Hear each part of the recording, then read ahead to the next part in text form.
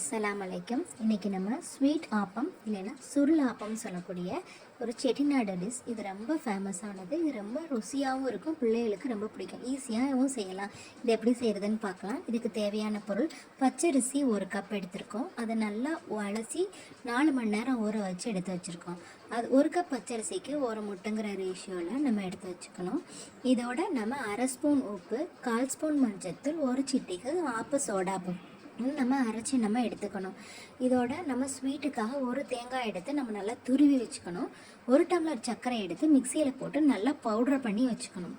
இதை அரிசி நல்லா ஊறினதுக்கப்புறம் அதை நல்லா கிரைண்டரில் போட்டு ஆட்டி அதோட நல்லா ஆட்டினதுக்கப்புறம் முட்டை, உப்பு, மஞ்சத்தூள் போட்டு ஆட்டி நம்ம எடுத்து வச்சுக்கணும். ஒரு ஆப்பத்துக்கு நம்ம எப்படி எடுப்போமோ அது மாதிரி நல்லா ஆட்டி வலுவலுன்னு எடுத்து நம்ம இந்த மாதிரி வச்சுக்கணும். ஆட்டின மாவை ஒரு 6 to 8 hours அதை நல்லா புளிக்க விட்டுறணும். புளிச்சாதான் அந்த ஆப்பம் நல்லா சாஃப்டாக வரும், இல்லைன்னா அது ஒரு ரப்பர் மாதிரி ஆயிரும். அதனால் நல்லா அதை புளிக்க விட்டு வச்சிடணும். இதை நல்லா புளிச்சதுக்கப்புறம் ஆப்ப சோடாவையும் ஒரு சிட்டிகை கலந்து அந்த மாவை கலக்கி வச்சுக்கணும். இதை ஒரு ஆப்ப சட்டியில் எப்போதும் ஆப்பம் எப்படி ஊற்றுவோமோ அது மாதிரி ஊற்றி நல்லா திருப்பி விட்டு அதுக்கு மேலே எண்ணெய் ஊற்றி மூடி ஒரு 2 நிமிஷம் வேக விடணும். இது சீக்கிரமே வெந்துடும். இது வெந்ததுக்கப்புறம் அதை எடுத்து ஒரு பிளேட்டில் வச்சு நம்ம ஸ்வீட்டுக்காக தேங்காய் பூவும் சர்க்கரையும் வச்சு ரோல் பண்ணி எடுக்கலாம். இது நம்ம ஸ்வீட் நமக்கு வேண்டான்னா வெறும் ஆப்பமாக கூட நம்ம எடுத்து சாப்பிட்டுக்கலாம்.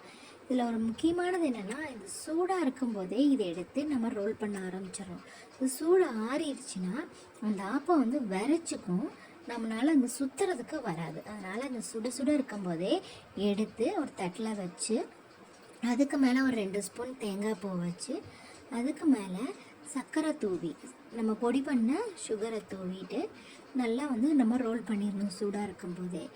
இது சூடு ஆறுனதுக்கப்புறம் கூட இது நல்லா சாஃப்டாக இருக்கும். நம்ம சூடாக இருக்கும்போதே நம்ம எடுத்து நம்ம ரோல் பண்ணி வச்சிட்டோம்னா ஆறுனதுக்கப்புறமும் இது ரொம்ப சாஃப்டாக இருக்கும்.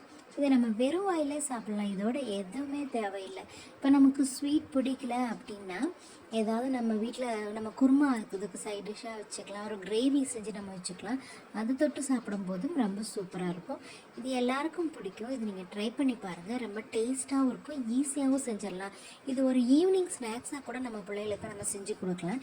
நீங்கள் ட்ரை பண்ணி பாருங்கள், கண்டிப்பாக இது உங்களுக்கு பிடிக்கும். தேங்க்ஸ்.